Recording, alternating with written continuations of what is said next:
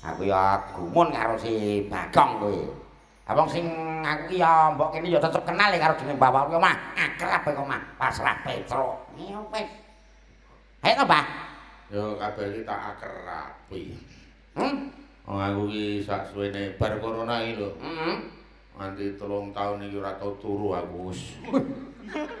Makane tanggapan ki sesasi ping 40 nganti bingung nganggo klambi karo bingung nganggo jarik wis tau tanggapan aku ora nganggo apa-apa saking wis ora. saking jeleke nganggo klambi ya, Mbah ya. Wis to wong supitan, wong mantenan. Wis mitung dina enek sing ngundang aku kok. Saking larismu ya, Mbah ya. Saking larisku tenan kuwi aku wis tau metoprak ya laris. Wayang wong ya laris, campur sari ya laris. Nganti aku ora tau turu ngomah. Saking mangkelku omahku tak dol. Dadi ya saking larise ya. Saking larise mangan. Wong dandani lampu kudu nanggap Mbah Waluya kuwi. Wong yo aku ki tenan kok gumun aku jombleng serendeng aku tenan sing jenenge laris ki tenan ora kena digumuni kok. Aku gumun apa-apa kok ngundang aku ana wong supit ki nganti ngene iki. Anu ana wong supit. Le supit nang ndi le? Tenggene dokter. Waduh. Zaman saiki iki zaman kemajuan. Kuwi nek nggo aku apa-apa ki serba cepat modern. Kuwi nek supit ki wong aku mbah-mbah nganggo mesin. Ya. Pel nganggo mesin. Saiki wis ana mesin supit le aku ngono. Lah napa bentuke kaya helm kae. Bolongane pirang-pirang miturut gede cilik sing arep disupite aku. Aku wis terus menjadi nyemplungke ngono. Nah terus ya wis tau lho tanggoku ya mrakteke ngono kuwi wis plenuk no terus ayo sunatan masal to. Campur sarine aku sing ngamsi. Monggo ingkung badhe supaya kowe le maju le. Lah terus slep nggon helm kuwi. Terus disaklare ceklik ngono metu wis Joko wis mari. Ning Dek Anyaran yo ning sing cilaka. Piye cilakane? Kowe nggo ceperdaan ya le piye mesin iki susah. Nggih Pak De, ora bayar nggih. Mlebu ceklik ngono metu ngono. Lah kok telas Pak De. Mesin iki konslet. Lah kok lewangsulan dokter anu sing duwe mesin ora apa-apa le wong kowe sik enom sok ya trukul meneh. Ngono ya. Padake kuku. Iki rambut bae ya. Elisa. Nggih, Mbah Waluya. Wes suwe ra tau kepenuk, anu kepethuk. Kepethuk. Pripun kabare jenengan tetep sehat nggih? Sehat terus to, mesti jope kata. Aku nganti tenan iki delok to nganti aku ora tau turu aku tenan nganti saking amben nata tempat tidur ora tau tak turu takon ngedol. Wis pokoke dadi nggon aku ki resik. Ning mobil terus ya berarti dalan terus. Mobil ya ora tau tak tumpaki dadi Lah terus? lah ning panggung terus dadi takon ngedol. Aku uripku ki ning panggung. Antar teratak ya. Ngene Mbah aku ono gawe iki. Apa? Ning kancaku dhewe. Jenenge anu Bagong arep nyubet anake. Terus? Nah, iki aku arep anu nembung carane niku. Jenengan ngisi dadi bintang tamu. Wah, ora penak kuwi muni kanca dhewe kuwi genane SMA kuwi mesti genane. SMA ki apa? SMA kuwi sampun kapok matur nuwun nggih ngono kuwi. Wis genane cilik nek kuwi. Ayo ning yo lumayan lah ora sing Piro. Nek biasane kan 15 ki ana danane 7. Pitu apa? 7 juta. 7 juta. Jalan ora. Gelem aku ora apa-apa wis. Jalan yo, enggak apa-apa ya, separuh. Gayane iki. Mas, gelem aku. Ayo ditrateni kok. Lah saiki iki kan apa jenenge rahasia rak sing ngerti rak mengawake dhewe to, Mbak. Arep oleh ku masyarakat tekan kono ki selawe-selawe ning rak ya tetep kaya biasane to. Lek ngono kan ya mung 7 yuta to. Terane kowe ora kapok-kapok dadi tang. Tukang catut. Kang catut. Ayo ngono kuwi kok. Ora apa-apa sing penting kisah tinari kabeh mau sing sesuai karo fungsine. Nah, aku ya wong ya kon MC iso kon metoprak iso wayang Nah wong niku iso. lho, anake niku ngefan banget kalih Mbah Waluya. Nonton terus ning YouTube. Aja meneh kok anake wong liya lho, wong putuku dhewe ngepen karo aku lho. Tanggal pira, Truk? Tanggal 17 Desember. Waduh. 17 Desember. Heeh. Wah, selo aku kuwi ora apa-apa wis. Lah ya selo wong sing ngerti jadwalmu aku kok. Iya. Salah ya, Mbah. Nah, kuwi acarane supitan. Supitan anake ya isih Iya. sedulurku dhewe. Iya, Kok karo kancane sinden-sinden ngetren. Karo iki. Heeh, lek Oh, nyanyi. Elisa karo Mbak Siti kuwi. Heeh. Isih nom-nom sindene ya. Ra Ya. kenal, Mbah. Cara pelemen urung buntel pelok. Apa maksudnya kok urung templek Iki saiki urung tuwa isih enak dilotes nek buntel pelok kan nunggu mateng. Ya iya. Dadi ngaten, DP mboten. Wah, lah ya cetha kaya ngono kuwi wajib dan Ya, harus ke transfer profesional. ya. Transfer ya, Mbak. Transfer. Aku ra ndek rekening emang rekening listrik kuwi aku.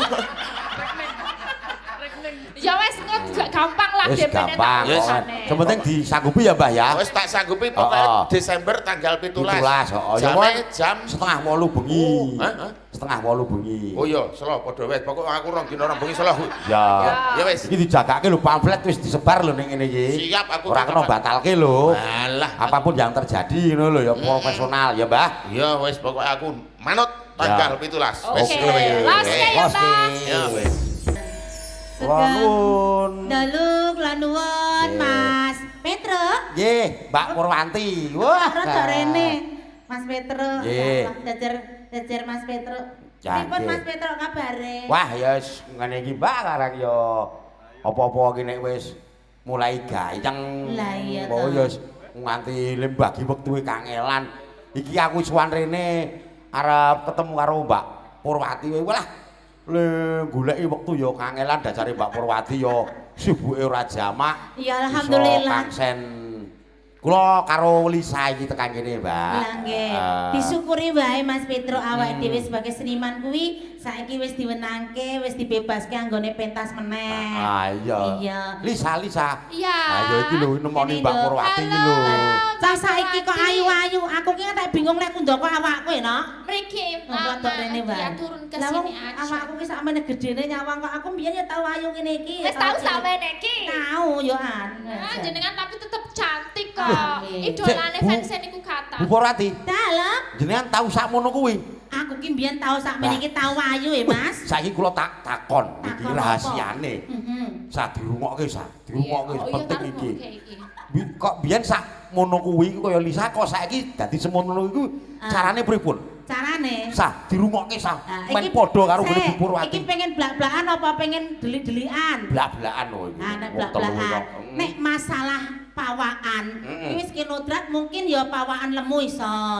Ya toh, ning sejatine kuwi wong kuwi nek pengen lemu uripnya netral dibuat happy Ya, wae. maksudnya sing lemu manggon, maksud kula sing lemune ku manggon ngoten lho. Kok lemu kok manggon ki lemu ya Boten. kabeh kok ya Hah? ngawangan glodeng petutuk kaya ngene iki kabeh ya lemu ki kabeh Nah, ngono lemu. men bisane petutuk niku pripun ngoten. Malah seneng sing kaya ngono to, Tru. Dalange iki suwe-suwe malah Mas Petro ki marai error wae kok Nah, ya. niki untuk kebutuhan Lisa. Iya. Ning ora apa-apa sebagai penyanyi Kayak kuwi. resep-resep. Heeh, Oke, sebagai penyanyi sinden ngetren utamane ya, Iya, Pak ya. iya. Kuwi rasah dadak apa ya? Pawaan karo rupa kuwi termasuk kesekian. Oh, saya Yang ngomong utama kuwi swara. Syukur pesinden kuwi anu utamane sinden ngetren kuwi ayu. Pawakane ramping, suaranya bagus kuwi nek iso. Nek iso. Tapi yang paling utama itu harus swara. Swara. Nah, swara sama kabisan. Ya, gitu. Nah, jenengan ora ngerti to, Bu. Apa? Lisa ini ra dandan. Piye? Kadang kula nyok isin nek pas dolan-dolan ro kula, niku kula isin kadang.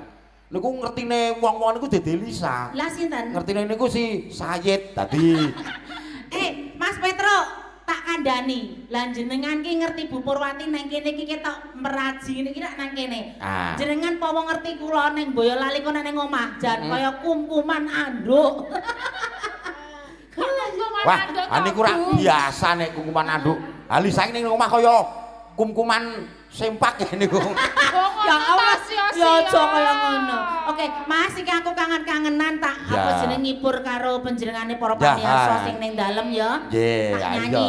Iki kanca tani sing lagune iki ya tumrape para petani sedayanipun wargane awake dhewe Bener. men subur makmur Subur, Iya, tandurane. dasare ya musime musim udan. Iya. Pas nek diku bercocok tanam. Ah, iya. Arisa kancane. Pripun ta Bu kok bisa ya? Kok saged melengking ngeten lho Bu, Iya. wontenipun. Ngene lho Nak, dadi pesinden utamane iki ya.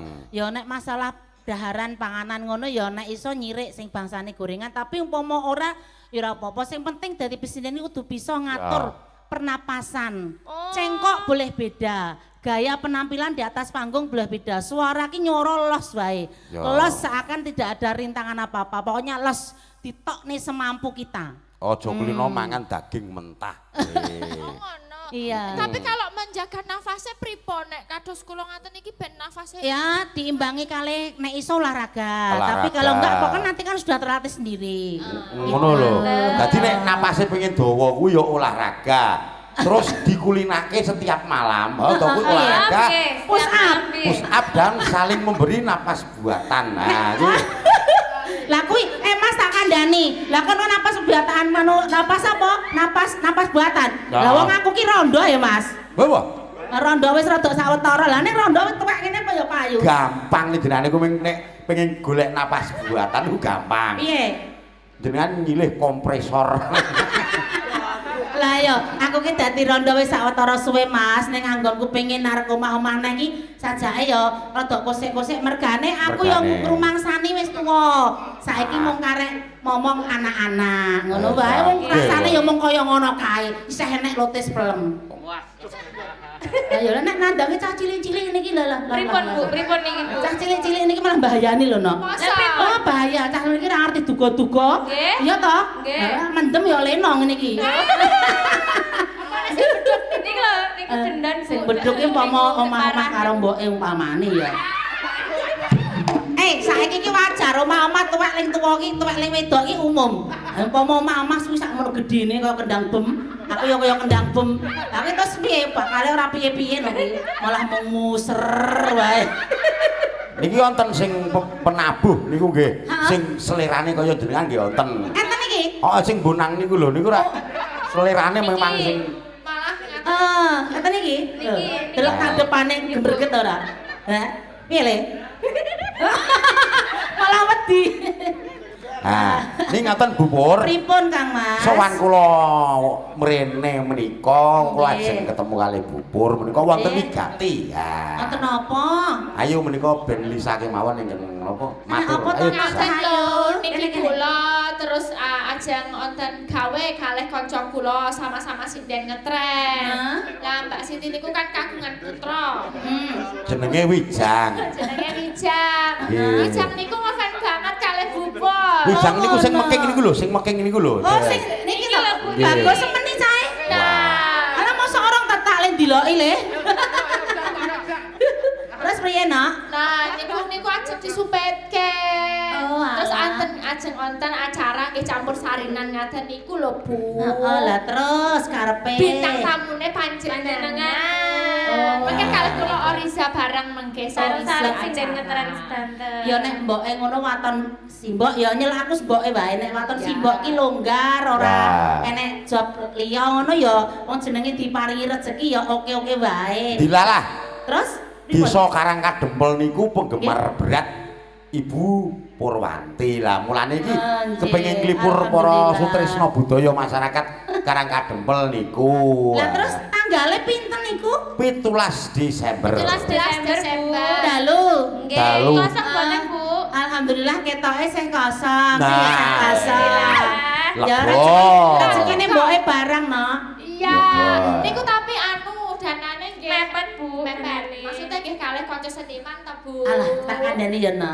Aku tak ngomong. Nggih. Pesinden penyanyi iki boleh ngaran-ngarani ya toh. Nek ya kudu sing setara karo kepinterane. Saiki nek sinden tuwek kok tuwek kaya buke ngene iki ngaran-ngaran ndak tuwas ora jalan. Saiki seniman kuwi sing penting apa dawe apa jawabe. Nek memang jawabe iki nggone kanca nyuwun tulung ya ora usah dadak piye-piye. Ngaten Sing mawon. penting nganggo bensinan ngono wae ora apa-apa mbok iki wis ora apa-apa. Niki ngoten blak kotang terus terang. Pripun Mas Petro? Boten kok kula ajeng merendahkan nilai harga menika boten. Nggih. Ning niki kula menika wonten dana ngene, Mbak. Heeh. 5 juta. Niku kira-kira mlaku napa boten? Boten Bu. Alah, ya sak mlaku-mlakune ya tetep turah kanggone Bu Purwati ki tetep jalan. Piye-piye ki jalan paribasan to. Ora enek apa-apa nek kuwi memang nggone kanca sedulur ora apa-apa.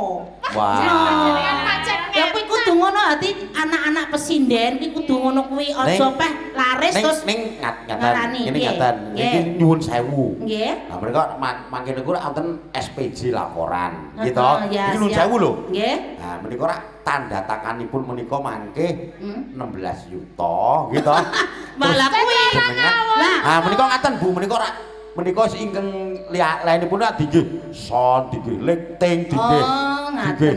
kembang dinggih luwangan ingkang menawi Lah, wonten kok luangan barang. Nggih, Nek maaf. kuwi jenenge piye ya Mas nyambut gawe bareng-bareng ki ya kaya ngono ki dadine mangan siji mangan kabeh. Kok Nah. Mas bintang tamune tok akeh mesake yogane mesake Nah, liyane. nggih. Jenenge kebersamaan sing diarani ekone gendok Lisa apa? nggih Event Event organizer. nggih niku ora kok kula ajeng bathi mboten Nggih. ora korupsi mboten ning terus terang kemawon iki kula blake saking awal nggih Nggih. wae tanda tanganipun jenengan 16 yuta Siap. mangke nampinipun gangsal yuta mergi jenengan ngertos ki Mbak niku kan mengke panggung rejing Iya menika Mas. nggih mengke wonten panyuwunan mercon 6 niku nggih Mercon kangge napa niku?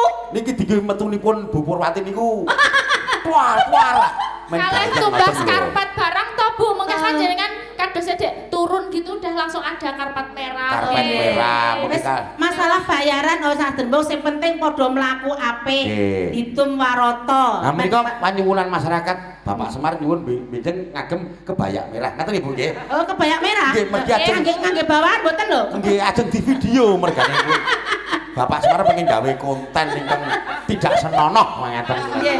Mboten napa-napa Mas Petro, insyaallah kula siap Nggih. tanggal 17 nggih. 17 Desember Dalu. ngaten Nggih. lho pun ampun ngomong sapa-sapa Nggih, kita membuat kerjasama yang bagus nggih Bu nggih Nggih. Ah, oke. Siap. Siap pokoknya kula Oke. sendika dawuh. Oke. Nggih, matur sembah nuwun. Matur Nggih. nuwun. Mas, nggih.